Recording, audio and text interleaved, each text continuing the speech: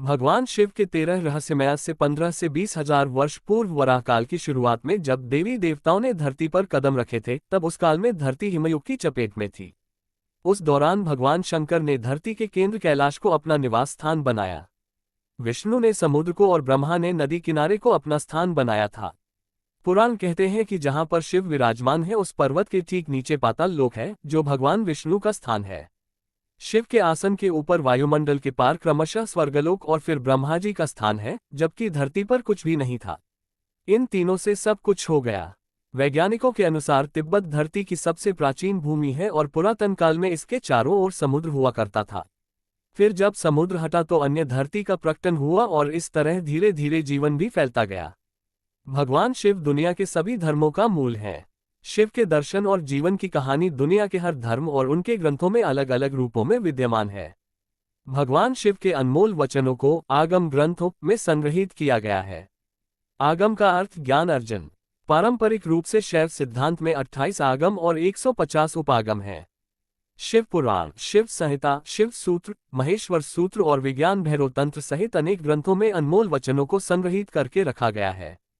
उनमें से ही कुछ अनमोल मोती। अगले पन्ने पर पहला रहस्यमयी विचार। कल्पना ज्ञान से महत्वपूर्ण। आइंस्टीन से पूर्व शिव ने ही कहा था कि कल्पना ज्ञान से ज्यादा महत्वपूर्ण है। हम जैसी कल्पना और विचार करते हैं वैसे ही हो जाते हैं। सपना भी कल्पना है। शिव ने इस आधार पर ध्यान की 112 विधियों का विकास किया। अधिकतर लोग खुद के बारे में या दूसरों के बारे में बुरी कल्पनाएं या ख्याल करते रहते हैं। दुनिया में आज जो दहशत और अपराध का माहौल है उसमें सामूहिक रूप से की गई कल्पना का ज्यादा योगदान है। अगले पन्ने पर दूसरा रहस्यमयी विचार। बदलाव के लिए जरूरी है ध्यान। आदमी को बदलाहट की प्रामाणिक विधि के बिना नहीं बदल सकते। मात्र उपदेश से कुछ नहीं बदलता।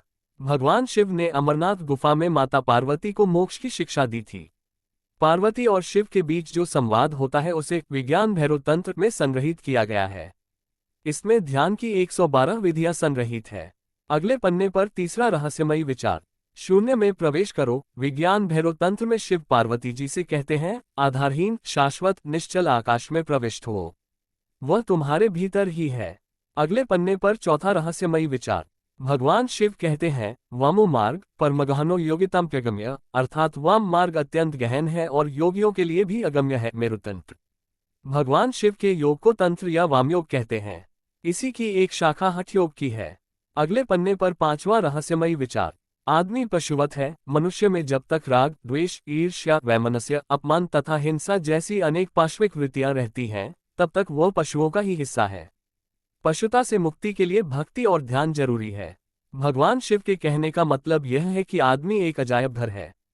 आदमी कुछ इस तरह का पशु है जिसमें सभी तरह के पशु और पक्षियों की प्रवृत्तियां विद्यमान हैं। आदमी ठीक तरह से आदमी जैसा नहीं है। आदमी में मन के ज्यादा सक्रिय होने के कारण ही उसे मनुष्य कहा जाता है, क्योंकि वह अपने मन के अधीन ही रहता है। अगले पन्ने पर छठा रहस्यमयी विचार। मरना सीखो। यदि जीवन में कुछ सीखना है तो मरना सीखो। जो मरना सीख जाता है वही सुंदर ढंग से जीना जानता है। अगले पन्ने पर सातवां रहस्यमयी विचार। गायत्री मंजरी में शिव पार्वती संवाद आता है जिसमें भगवती पूछती हैं, हे देव, आप किस योग की उपासना करते हैं जिससे आपको परम सिद्धि प्राप्त हुई है? उन्होंने उत्तर दिया, गायत्री ही वेद माता है और पृथ्वी सबसे पहली और सबसे बड़ी शक्ति है। वह संसार की माता है। गायत्री भूलोक की कामधेनु है। इससे सब कुछ प्राप्त होता है। ज्ञानियों ने योग की सभी क्रियाओं के लिए गायत्री को ही आधार माना है। अगले पन्ने पर आठवां रहस्यमयी विचार। जीवन को सुखमयी बनाने के लिए भोजन और पान पेट से उत्पन्न उल्लास, रस और आनंद से पूर्णता की अवस्था की भावना भरें, उससे महान आनंद होगा। या अचानक किसी महान आनंद की प्राप्ति होने पर या लंबे समय बाद बंधु बांधव के मिलन से उत्पन्न होने वाले आनंद का ध्यान कर तल्लीन और तन्मय हो जाएं। अगले पन्ने पर नौवां रहस्यमयी विचार। प्रकृति का सम्मान करो। प्रकृति हमें जीवन देने वाली है, इसका सम्मान करो। जो इसका अपमान करता है समझो मेरा अपमान करता है। दुनिया का हर काम प्रकृति के नियमों और तरीकों से ही होता है, लेकिन अहंकार से ग्रसित लोग ऐसा मानते हैं कि सब कुछ वही कर रहे हैं।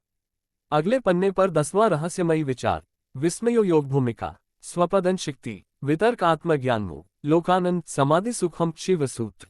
अर्थात विस्मय योग की भूमिका है। स्वयं में स्थिति ही शक्ति है।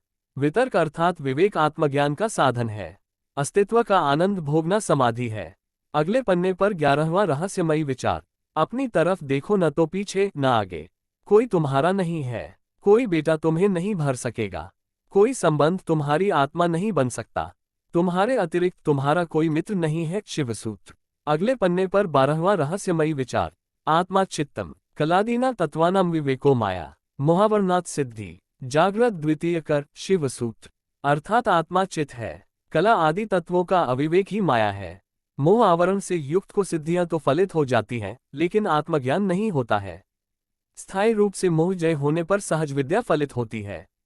ऐसे जागृत योगी को सारा जगत मेरी ही किरणों का प्रस्फुरण है, ऐसा बोध होता है। अगले पन्ने पर 13वां रहस्यमयी विचार। पनी जागरूकता का विस्तार करो। अन्य प्राणियों के शरीर में अपनी जागरूकता का विस्तार करके महसूस करो कि वे क्या सोचते हैं। अपने शरीर की जरूरतों को एक तरफ छोड़ दो। शिवसूत्र।